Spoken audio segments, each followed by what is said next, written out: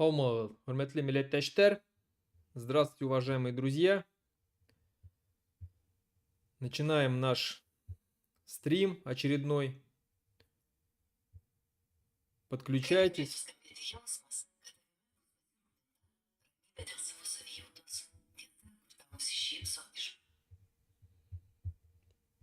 Так, сейчас я у меня здесь настрою.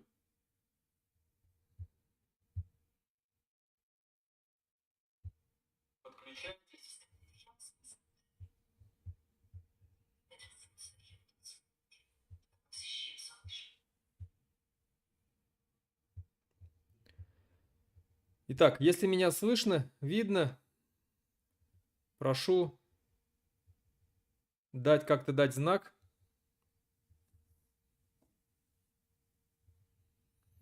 Валейкум ассалам.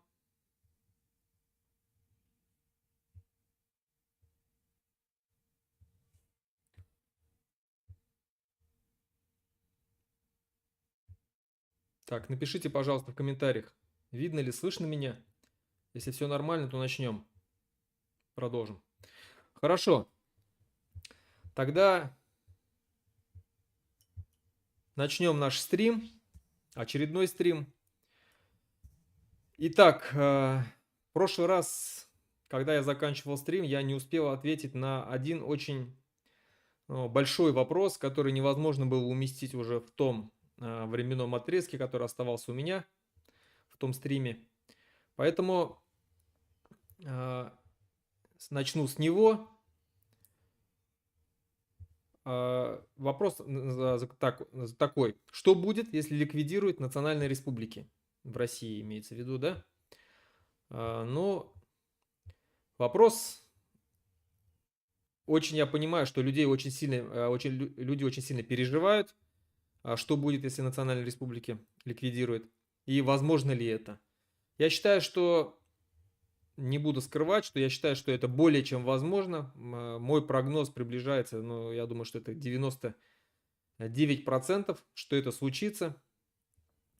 И случится уже очень быстро. Возможно, в этом году, возможно, в следующем году. Но в любом случае, при правлении Путина это случится. Потому что все, что сейчас происходит в России, в этой империи, все сделано для того, чтобы вот прямо сейчас уже целая линия вот этой вот путинской партии, она заточена под то, чтобы все народы свести в один народ, русский, вне зависимости от национальности, это башкиры ли, это чеченцы, дагестанцы, ну, дагестанцы имеется в виду, да, там, аварцы, кумыки и так далее, лезгины, буряты, калмыки и так далее. В общем, вне зависимости от национальности, все они будут называться русскими. Постепенно будет стираться идентичность, национальная идентичность, и навязываться русская идентичность. Для того, чтобы закончить, скажем, да, вот этот вот проект, который они начали они его давным-давно, еще с тех времен, когда начали ликвидировать все, скажем так, права, в том числе и суверенитет национальных республик, сворачивать, да, все права национальных республик. Вот с тех пор, когда Путин пришел к власти, он начал постепенно, методично проводить вот эту политику по унификации. В конце, перед началом войны, за несколько лет мы увидели, как он расправился практически с языками национальными. Это тоже все входит в одну канву, скажем так, да, всех этих цепочек. Ну и сейчас, когда вот начало внедряться, мы слышим практически от каждого, от многих, точнее, депутатов, чиновников и так далее, о том, что мы теперь все русские, не россияне, не для того, как там, да, вот этот Федоров, депутат Федоров говорил, что не для того, говорит, Иван Грозный завоевывал Казань, чтобы, говорит, мы были россиянами. Мы все русские. Вот. Это все идет специально, еще раз говорю, чтобы унифицировать страну, потому что такой страной легко управлять. Та страна, которая разделена на национальные какие-то образования, все-таки там сохраняется идентичность, национальная идентичность этого народа, сохраняется ядро этого народа. И, соответственно, они помнят о своей истории, о своей культуре, что они не такие, как все остальные русские, что они другие. мы можем даже заметить, что вот в таких более как благополучных странах, как Испания, да, допустим, или Англия, все равно есть, э, как бы там хорошо ни жилось, все равно есть, скажем, народы, которые не считают себя англичанами или испанцами, это те же самые каталонцы, эти же самые баски, уэльсцы и ирландцы, да, шотландцы. Это всегда будет, было и будет. Поэтому для того, еще раз говорю, а так как Россия это очень агрессивная страна с очень агрессивной политикой, они в любом случае будут довершать свое дело. К тому же я могу, как бы это печально и прискорбно не звучало, но надо признаться, что у Путина получается ассимилировать народы. Если еще 100 лет назад, да даже не 100 лет назад, при советской власти, если взять, э, у национальных республик было намного больше прав, чем сегодня. И практически каждый представитель того или иного народа знал прекрасно свой язык, у него был полный цикл обучения на своем родном языке, начиная от детского сада, заканчивая 11 классом. Точные предметы были все на национальных языках. Ну, вот, допустим, берем башкир, да, вот, ну, все, кто уже сейчас, кому за 40, за 50 лет, они прекрасно помнят, что они учились в башкирских школах, где все предметы были на башкирском языке, в том числе и физика, и химия, и алгебра, и геометрия и так далее. Так вот, тогда было даже прав больше. А вот при Путине уже мы констатируем такой факт, что вот, допустим, башкиры, одна треть башкир не считает уже башкирский язык своим родным языком. И эта тенденция увеличивается с каждым разом. И при Советском Союзе, если народы увеличивались в численности, росли в численности, то при Путине идет катастрофическая ассимиляция, катастрофическое снижение этих народов. В общем, у него получается, как бы это прискорбно ни звучало, получается. Получается почему? Потому что мы это позволяем. Мы это позволяем, мы, скажем так, поддаемся на вот эту ассимиляционную политику, мы поддаемся на те блага Москвы, которые там есть, мы стараемся подражать ей, мы смотрим, потребляем тот контент, который идет с нам с Москвы, не только с Москвы, вообще тут и глобализация играет свою роль. Поэтому довершение вот этого вот программы по утилизации национальных республик, это как раз и будет в один прекрасный день. Мы проснемся, когда будет приказ о том, что в Госдуму поступил законопроект о том, чтобы ликвидировать или там укрупнить. Но они как-то назовут по-хитрому в любом случае, чтобы ликвидировать национальные республики. И наши же башкирские депутаты, татарские депутаты, якутские депутаты, хотя якутские не знаю, они, конечно, более строптивые, чем башкирские. Даже и татарские более строптивые, еще могут как-то постоять за себя. Но башкирские точно сдадут сразу национальную нашу республику Башкортостан, как они сдали башкирский язык. Мы все это прекрасно помним. Поэтому что делать? Что делать и что будет, да, как говорится. Но очень печальная ситуация будет у тех народов, которых сейчас, ну, меньше 500 тысяч. Очень печальная ситуация, если они лишатся своих национальных республик. Мы можем как бы судить по тем народам, которые сегодня не имеют национальных республик, да, они, ну, в течение 20 века они практически исчезли. Их очень осталось мало там, да, вот. Если и те народы, которые сегодня имеют национальные республики, пусть даже их если мало, там, ну, как калмыки, там, да, около там 270 тысяч, там, бурятов 300 с лишним тысяч, все равно какое-то ядро у них сохранялось. Какая-то вот территория своя, где они там хотя бы хоть что-то могли как-то проводить, какие-то свои культурные мероприятия, где была конституция национальных республик. В любом случае, было за что держаться. И то даже вот надо заметить, что карелы, даже если то, что у них даже есть своя национальная республика, их осталось, если я не ошибаюсь, около 8% всего. Хотя еще 100 лет назад там в республике Карелия было подавляющее большинство. Мало того, он имел статус союзной республики.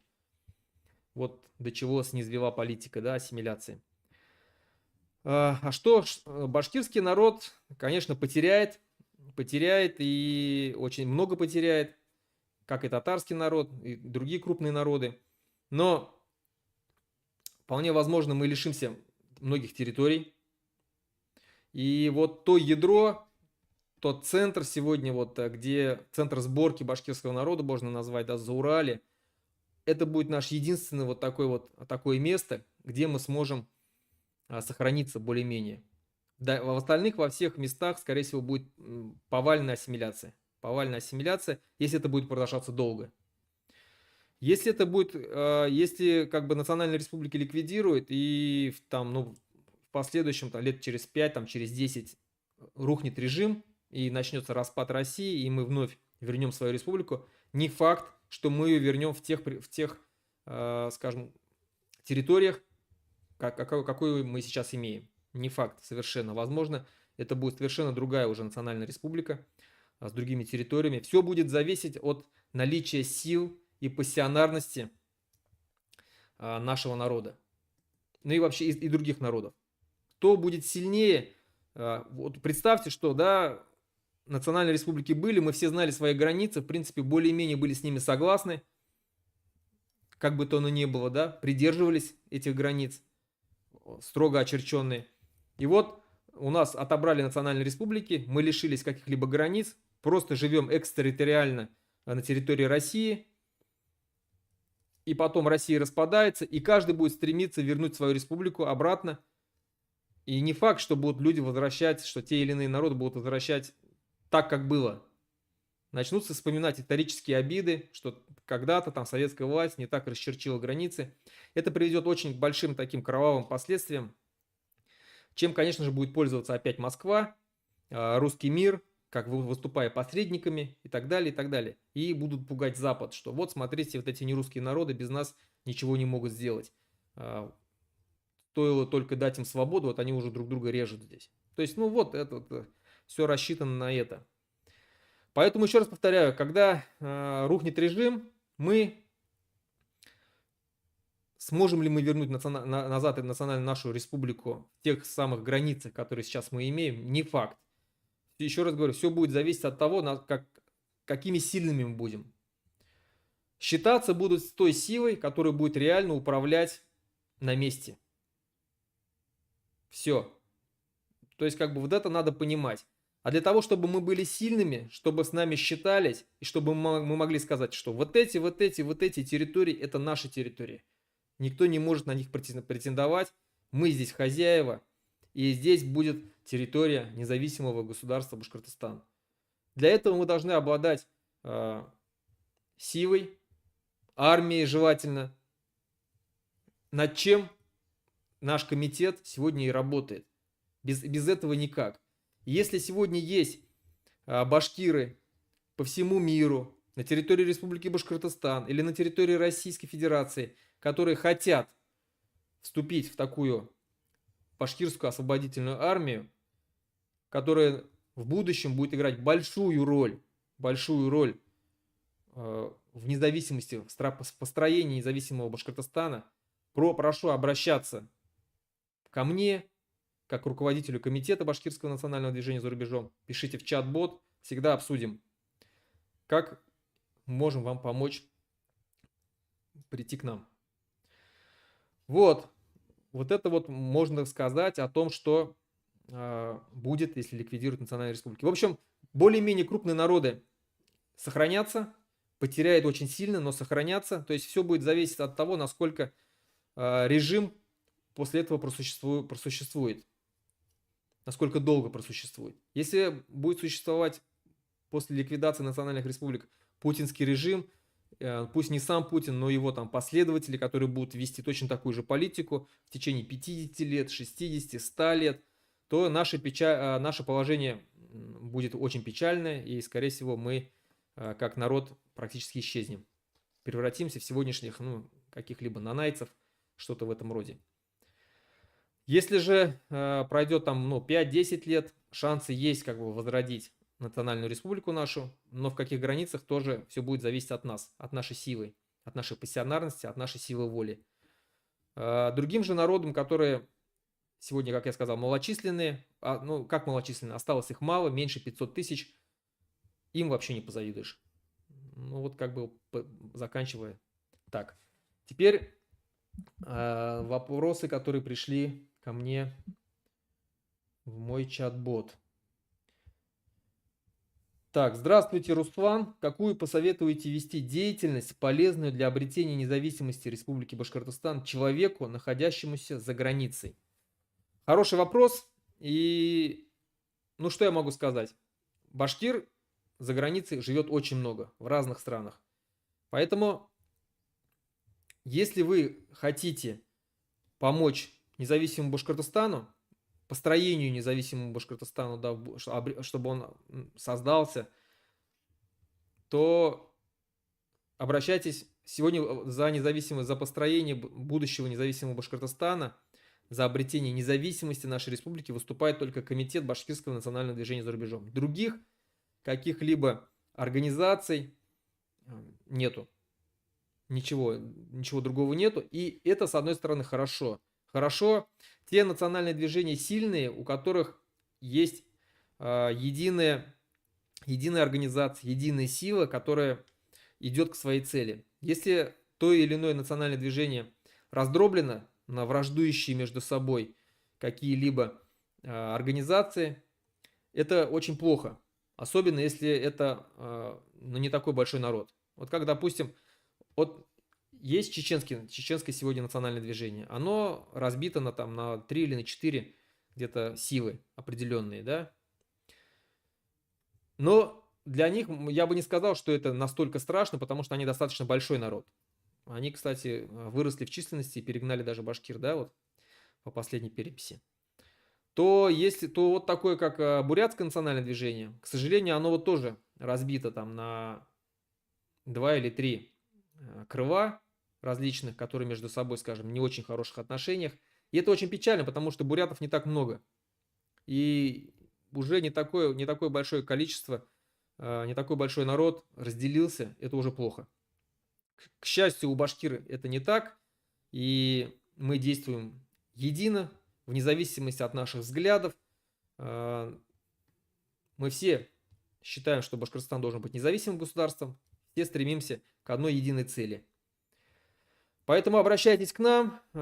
Если же нет у вас желания обращаться к нам и как-то хотите действовать единолично, то вы можете рассказывать о независимости Башкортостана. Почему независимый Башкортостан это лучшее, что может быть для нашего народа, для нашей республики.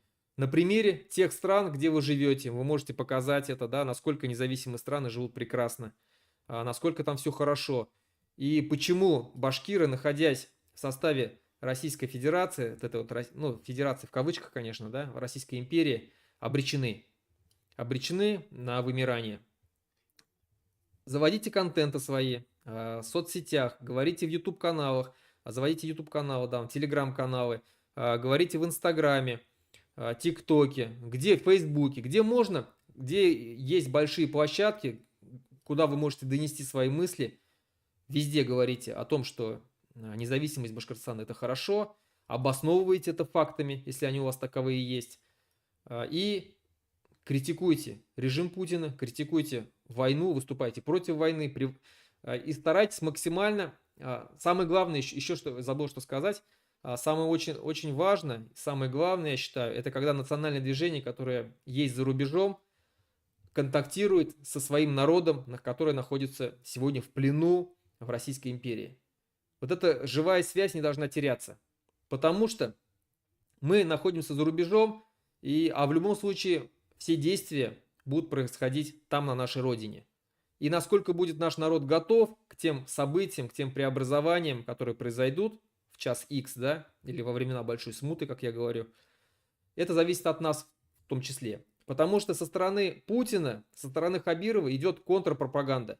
Они, с одной стороны, тоже пропаганду включают максимально на все возможности. Пропагандисты работают 24 часа в сутки, 7 дней в неделю, говоря о том, какая прекрасная Россия, как хорошо в ней жить, как башкиры будут прекрасно в ней жить, и почему нужно умереть за Путина.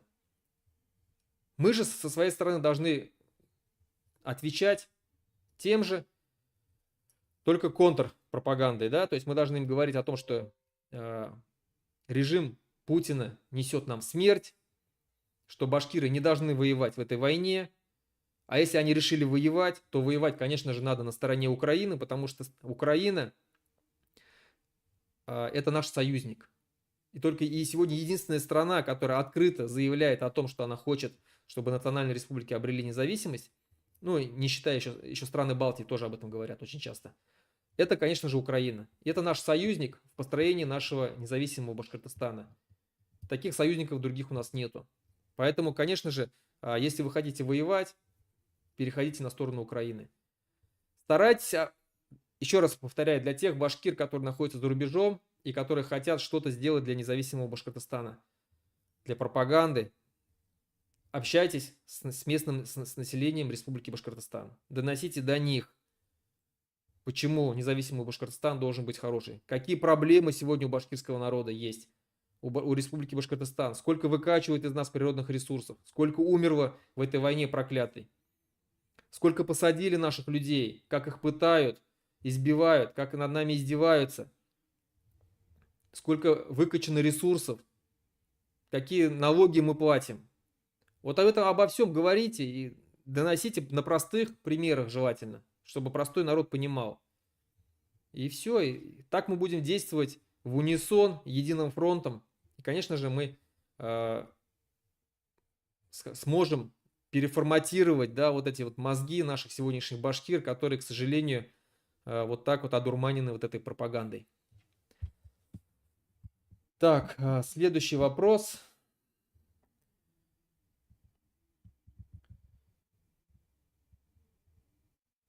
Сәлем, Руслан. Теге Ватынянан қарап, яним кабарды. И вот думаю, она случайно ФСБшникам и прочим пропагандистам методички не писала мекен? Вот мой вопрос на стрим.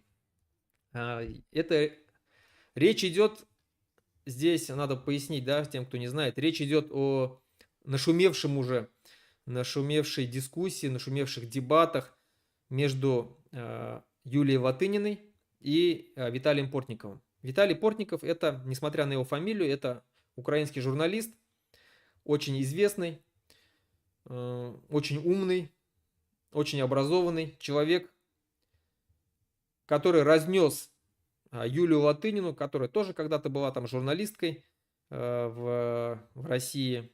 Но она хоть и выступает против режима Путина, но она имперка.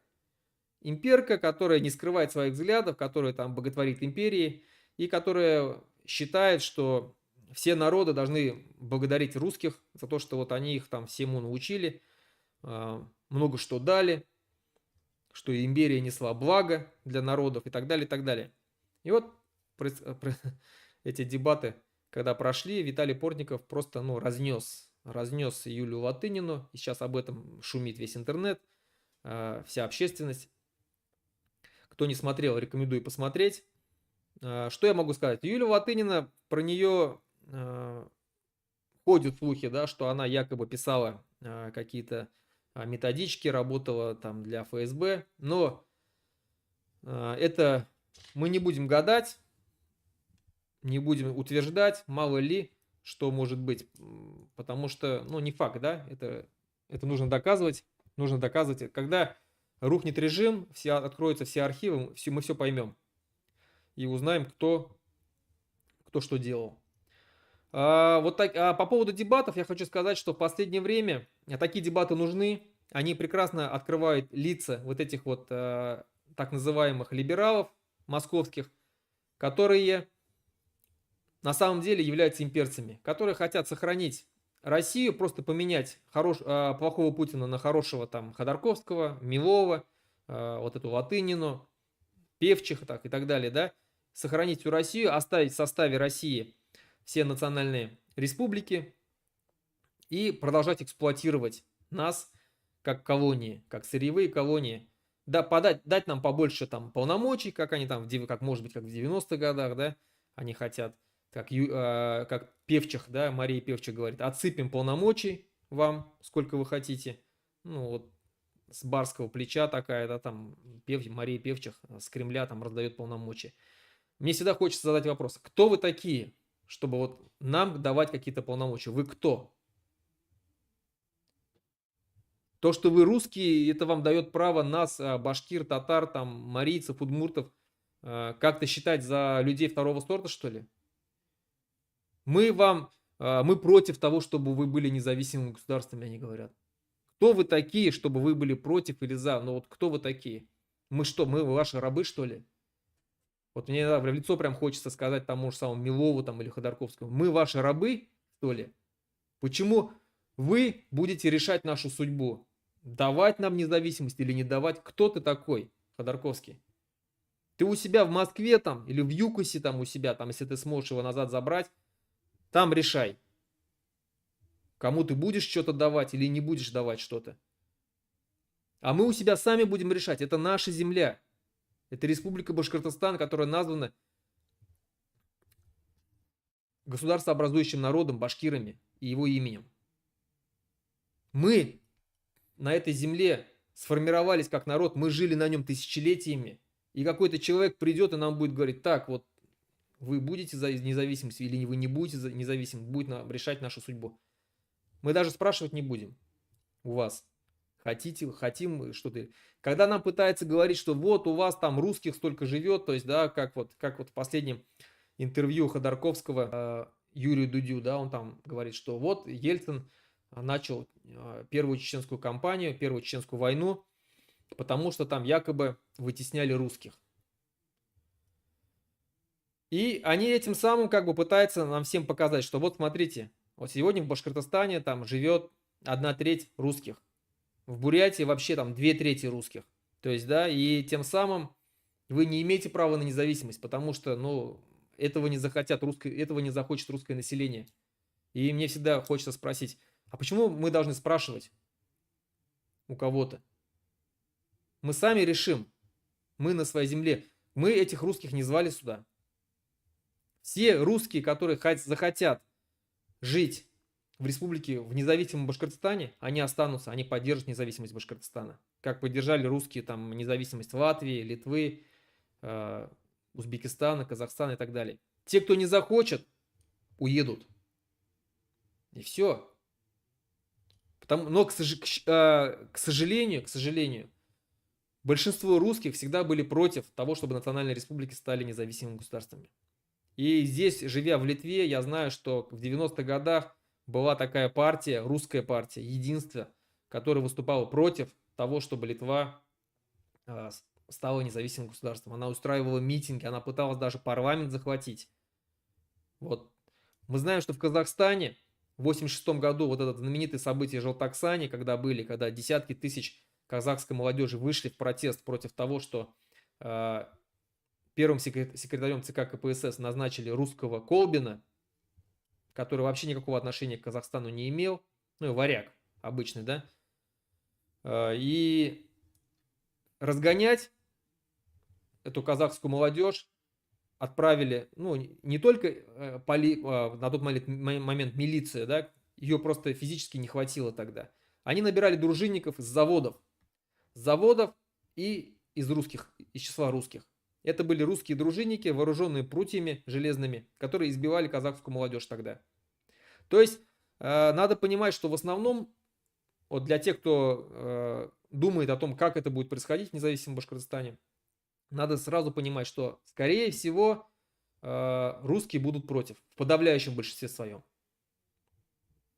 Я все-таки надеюсь, что многие русские поддержат независимость Башкортостана, но, как история показывает, большинство будет против. И мы видим сейчас, да, по тем же самым русским националистам, которые у нас в Республике Башкортостан, там в Татарстане действуют, они набирают сейчас силу, они готовятся усиленно, они в открытую проводят свои рукопашные бои, ножевые бои, стреляют в тирах, организовывают различные там организации, боевые дружины, казачьих, очень много дружин всяких разрослось очень сильно на территории Республики Башкортостан.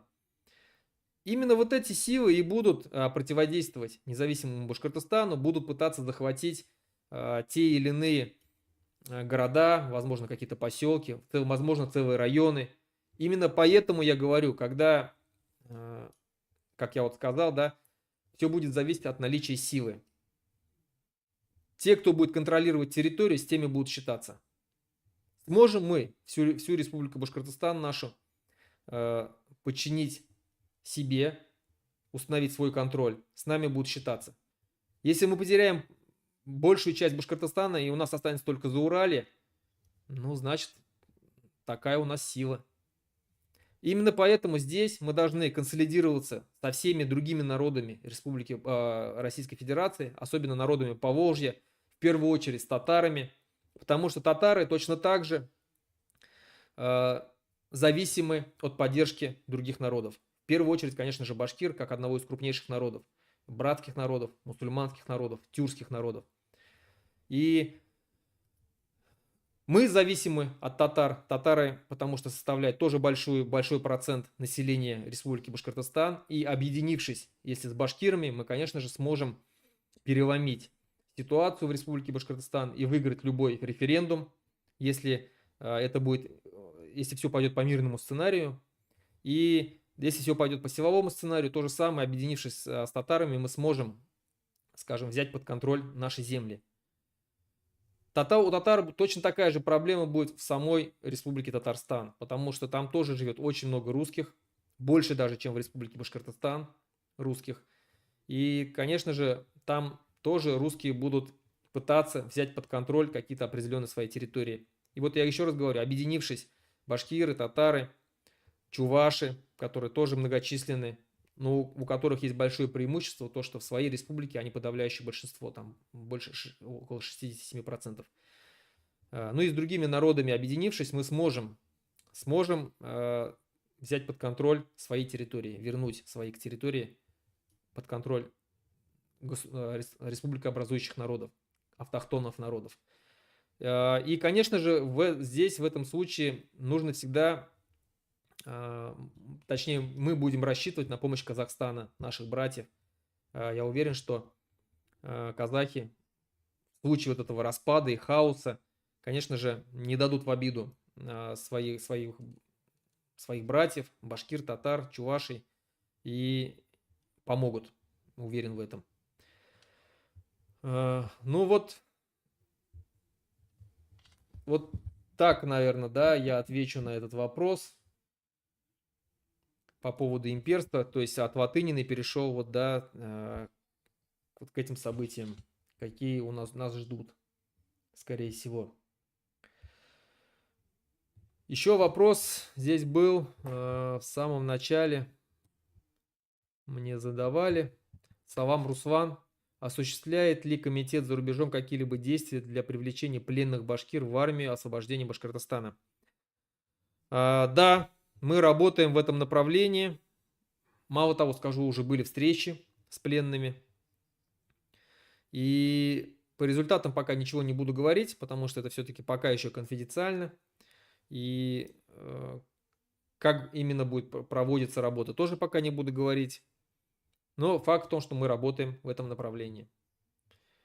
Еще раз говорю, независимость Башкортостана во многом будет зависеть не только от политического крыла, который сегодня представляет Комитет Башкирского национального движения за рубежом, но и от силового крыла, который будет подчиняться вот этому комитету и действовать в связке. Силовое крыло – это вот тот прообраз будущей башкирской освободительной армии, которую мы сейчас формируем. И нам нужны националисты, башкирские националисты, татарские националисты, русские националисты, которые выступают за независимость Башкортостана, которые выступают против империи России, те, которые поддерживают, что Республика Башкортостан должен стать независимым государством. Вот эти люди, и лица других национальностей, все, кто хочет вступить в башкирскую освободительную армию, те, которые хотят своими действиями принести пользу, мы всех ждем, пишите, как связаться, я уже сказал. Для связи есть, в описании будет там чат-бот, да, как связаться с нами. Вот это два фактора, силовая составляющая и политическая составляющая, вот когда мы вместе объединившись, мы сможем скажем, сделать нашу республику Башкортостан независимым государством. Без физической силы любое политическое какое-либо, любая политическая организация, которая говорит от имени народа, она неэффективна, скажем так. Она имеет силу слова, но реально как-то управлять на местах, когда наступит час X, ну, будет сложно. Надо понимать, что в Республике Башкортостан разнонаправленные силы, очень разнонаправленные силы, даже среди башкирского народа. Это и те, кто поддерживает Хабирова, и те, кто хочет, чтобы Башкортостан остался в составе России, в этом русском мире, в имперском, которые не хотят независимости Башкортостана. Такие башкиры тоже есть, и мы их прекрасно знаем. Это тот же самый Хабиров, тот же самый Бадранов и вся их команда. Они будут стараться, они будут за свою жизнь бороться, чтобы Башкортостан остался в составе России. Вторая составляющая башкиры — это вот, скажем так, те, которые живут прошлым, да, вот этим коммунистическим строем, советские ватники, вот эти вот, они тоже есть. И они вот это будут метаться туда-сюда, не понимать, что делать. Мы можем надеяться только на башкирских националистов, на мусульманское крыло башкир, которые тоже прекрасно понимают, что в России мусульман точно так же угнетают, сносят наши мечети, что сегодняшнее духовенство исламское — это продажное духовенство. Конечно же, мы не будем здесь строить никакой шариат, и религия будет отделена от государства. Но, конечно же, никто не будет преследовать за то, что ты соблюдаешь ислам, свою религию. Ну и вообще любые другие религии у нас будут здесь разрешены. У нас будет светское государство. Но просто так получилось, что башкиры в подавляющем своем большинстве это мусульмане. 99% практически, да. Ну и атеистов много. Конечно же, атеистов много тоже. Это наследие Советского Союза. Вот. Но в любом случае, вот эти силы мы можем объединить и объединяться, скорее всего, для того, чтобы стал независимым Башкортостан. Так, тут меня постоянно пытаются задать вопрос, один и тот же вопрос. Все меня пытаются вернуть к этому вопросу. Ладно, я на него отвечу. Постараюсь коротко, да. Добрый день, Руслан. В прошлый раз вы так и не ответили на вопрос. Как будем решать территориальный вопрос с Челябинском или Оренбургом? Свобода — это хорошо, но отбросив всю шелуху, мы увидим, что Башкирия останется также в заперти. В Челябе и Оренбурге проживает большое количество русских, что роднит их с другой Россией по культуре, языку, религии. Если смотреть стратегически, рано или поздно они все равно объединятся в какой-нибудь союз. Тогда свободное плавание Башкирии быстро закончится. Вопрос, как будет решаться возврат земель и прямого выхода к Казахстану. Я неоднократно отвечал на этот вопрос. Отвечу еще раз. Нам на сегодняшний момент, вот то, что сейчас предлагает вот этот человек, задавая этот вопрос, как будет решаться, выход. В общем, как я сказал, вот если начнется распад, начнется неконтролируемая, да, ситуация, и там будет зависеть от того, насколько сильная та или иная сила, насколько она будет обладать на местах реальной властью, скажем так, да. Конечно же, нам очень необходим выход к Казахстану, но если, скажем, распад будет происходить достаточно мирно, то не факт, то почему-то все думают, что вот та же самая, если вновь образовавшаяся там Оренбургская республика, да, как новое независимое государство, обязательно будет блокировать Башкортостан. Для чего? Ей, конечно же, это будет невыгодно. К тому же Казахстан будет очень заинтересован в сотрудничестве с Башкортостаном. Он и экономически, да, и культурно, и так далее. И будет оказывать давление на Оренбургскую республику, как и Башкортостан будет оказывать давление. И находясь между Башкортостаном и Казахстаном, с которым он будет экономически связан, Я не понимаю, для чего он будет блокировать нас. Конечно же, я уверен, что это не будет происходить, и нам предоставят, скажем так, проход. Возможно, мы возьмем в аренду вот этот проход к Казахстану, да, Оренбургский этот коридор, Куандыкский. Либо мы обменяем земли какие-то, либо мы выкупим эти земли. Не знаю пока, как это будет происходить, но я за то, чтобы все решать это мирно. Потому что, еще раз говорю, воевать, захватывать силой, у башкир просто нету сил для этого. Нам первые 50 лет вообще желательно, ну, ни в какие конфликты не ввязываться, ни с кем. Мы будем новое государство, которое будет страшно поражено еще вот этим русским имперским духом, который у нас будет еще сидеть, вот этим манкуртизмом, который будет сидеть. У нас очень сильно будет влиять русский мир до сих пор. Мы будем стараться от него избавляться, строить свою экономику, строить свое государство новое, устанавливать со всеми контакты, союзы, заключать там какие-то экономические договора и так далее. Не надо нам воевать ни с кем. Учитывая, что еще у нас в самой Республике Башкортостан, я сейчас говорю о мирном сценарии распада и мирное образование независимого Башкортостана. У нас в самой республике будет больше миллиона русских, с которыми мы тоже должны будем ужиться. А вы тут предлагаете как бы силой начать захватывать, там, возвращать Челябинск, Оренбург. Но в Челябинской области живет 4 миллиона русских. Там башкир всего 3%. Как вы собираетесь возвращать эти земли? Куда вы собираетесь русских девать? У нас что, есть столько сил, чтобы их куда-то взять, вот эти 4 миллиона, и переселить? Нас всего 1 700 000 в мире. Как вообще все это вы видите? Мы же не титаны какие-то, которые один башкир может там 15 русских там победить. Легко. Хоть там в какой борьбе. Ну, мы не такие. Мы обычные такие же люди. И нам очень важно, нас всего 1 700 000, а русских 100 миллионов.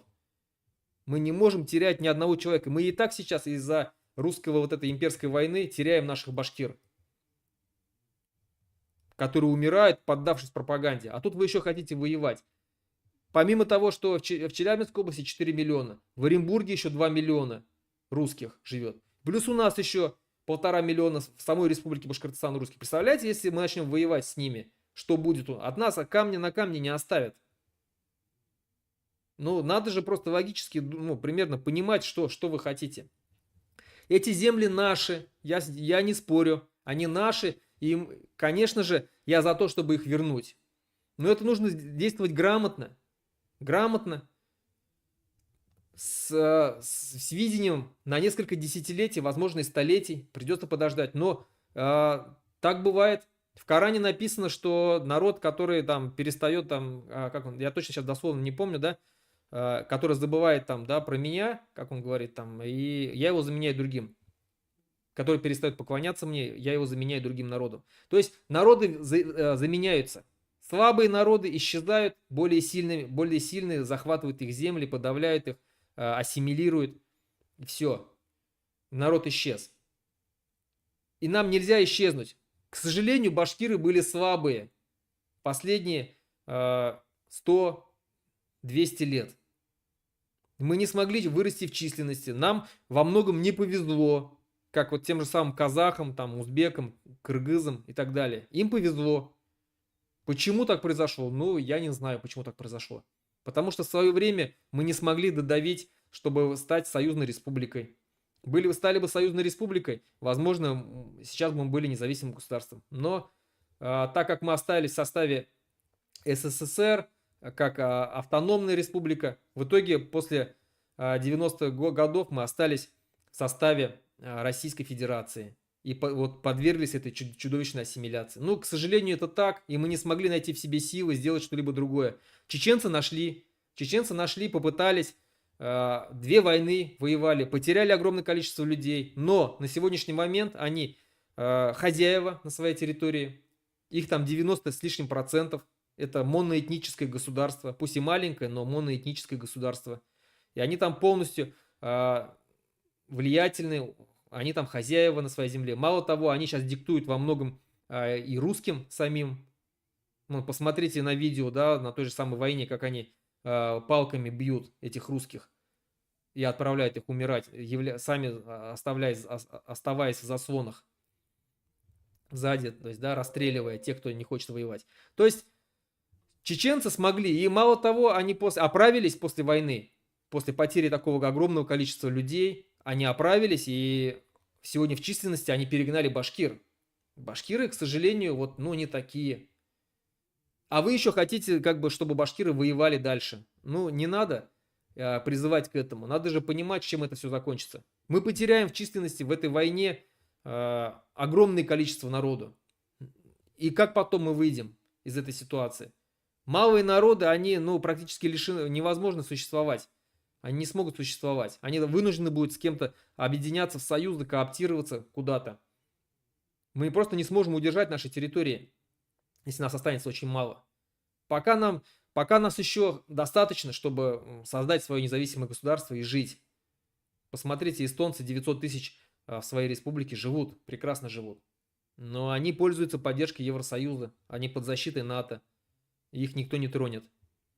У нас такого нету. И воевать с нашими соседями, ну, это нелогично, это контрпродуктивно.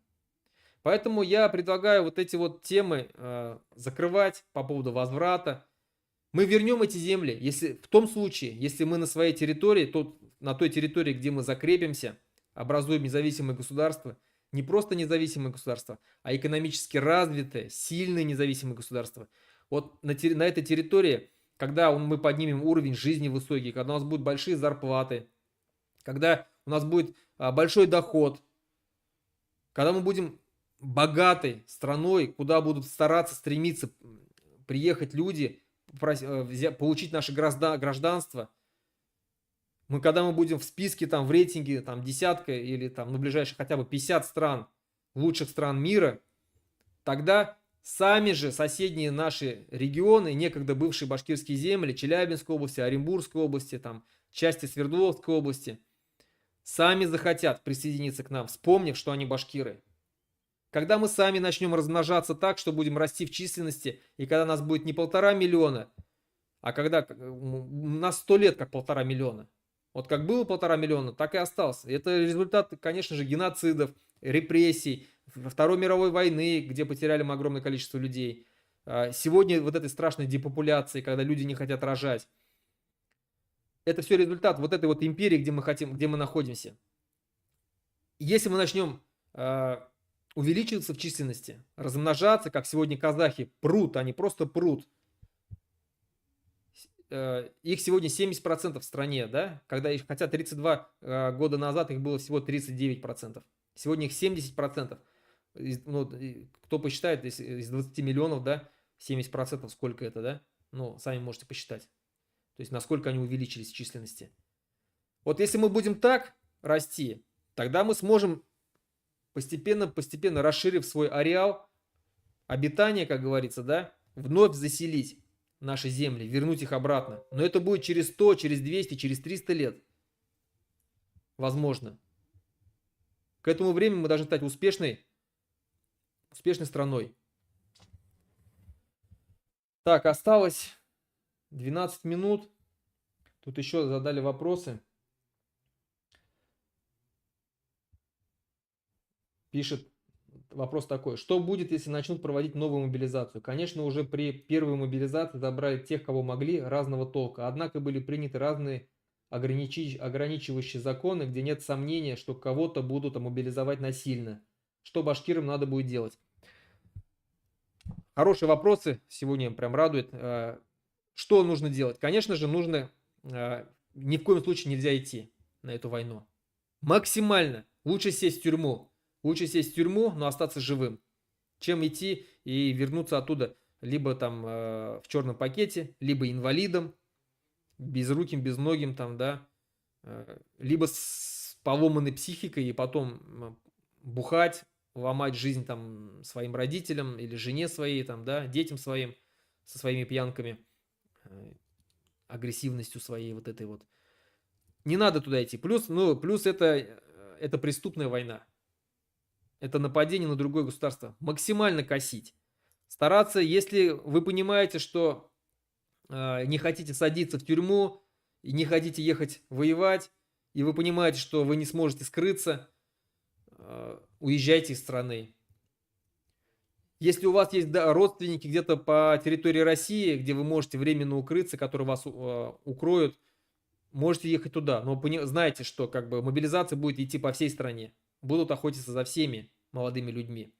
То есть, либо это нужно будет сидеть из дома, не высовываясь там годами, возможно, да, то есть, ну или хотя бы там месяцами.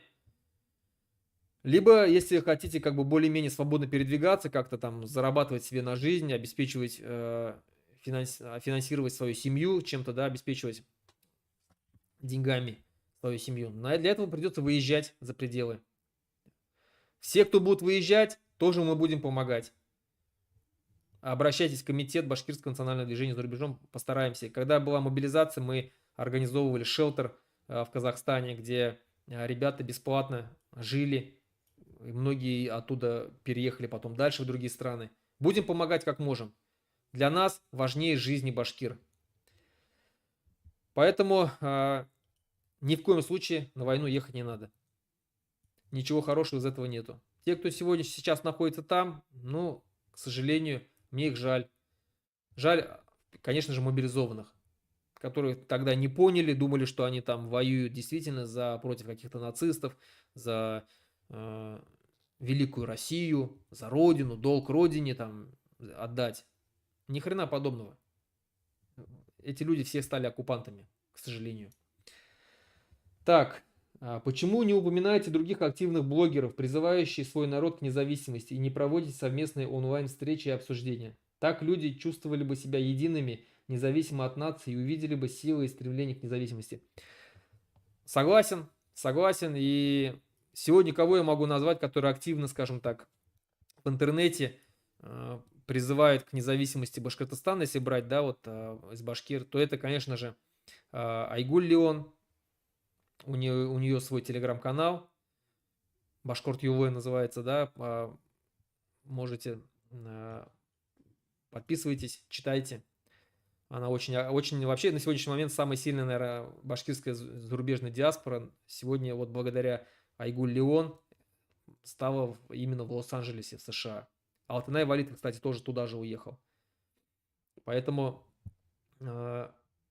она призывает к независимости, она входит в комитет наш, активно работает.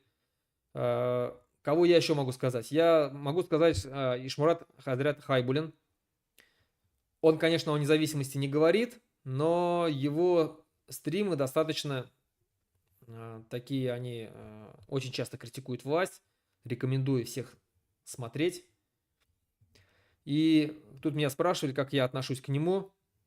Нормальные у нас взаимоотношения, мы общаемся. Я его поддерживаю, он меня поддерживает. Поэтому все хорошо у нас со Шмуратом Хадрятом. Так, осталось 7 минут. Следующий вопрос. Как нам противодействовать против русских радикальных националистов, так как они под защитой и обеспечением не только влиятельных частных лиц по типу Константина Кузнецова, но и государства?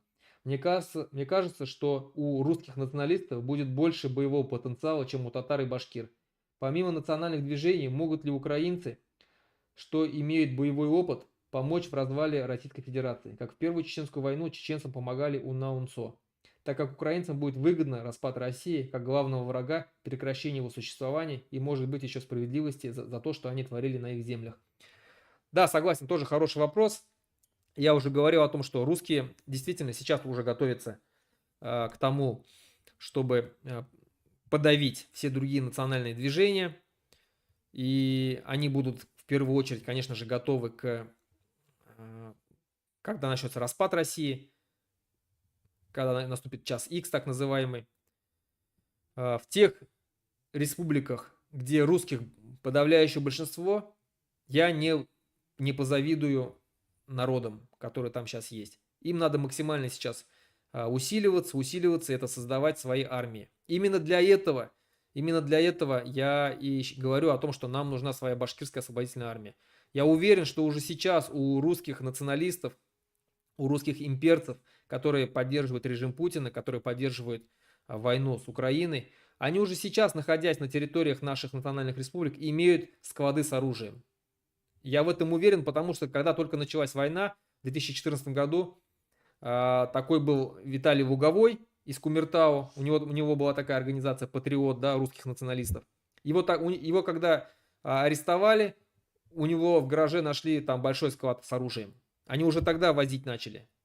Я знаю, что они делают большие схроны. И мне сами русские националисты говорили о том, что у них есть схроны на территории нашей республики и других регионах с оружием. То есть они уже вооружены, они уже будут вооружены, и у них уже сейчас есть сильная организация. Мало того, наша власть, башкирская власть в лице Хабирова, они поддерживают этих русских националистов, они активно с ними заигрывают.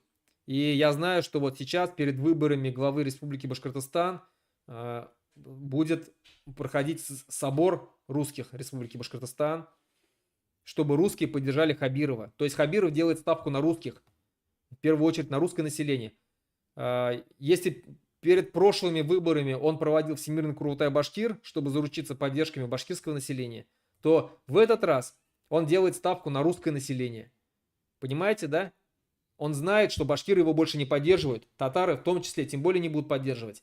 Он будет делать ставку на них. И когда наступит час X, когда наступит большая смута, о которой я говорю, мы можем рассчитывать только на самих себя. Мы можем рассчитывать на ту вооруженную армию башкирскую, которую мы сможем организовать, вооружить, создать, и которая войдет на территорию Республики Башкортостан и при поддержке местных башкир, местного населения сможет захватить власть в Республике Башкортостан и отдать его народу. Потому что Хабиров, если останется у власти, он с русскими вместе, в связке с русскими националистами, с русскими имперцами, он нас обратно вернет в колониальное рабство Москвы. На этом я, наверное, закончу. Спасибо большое. Рахмет. Кем Караны. Распространяйте, пожалуйста, это видео, ставьте лайки, подписывайтесь на мой канал, читайте мой сайт. Ссылки все в описании есть. Подписывайтесь на мой телеграм-канал, тот самый из Башкорт. Кто хочет помочь финансово нашей деятельности, нашей политической деятельности, моей политической деятельности, там тоже в описании, в ссылках есть, как помочь, все написано. Можно через PayPal, можно через криптокошелек. На этом все. До следующих встреч. Следующий стрим будет в воскресенье. Рахмет, хау булыгыт. Хурматлы милләттәшләр.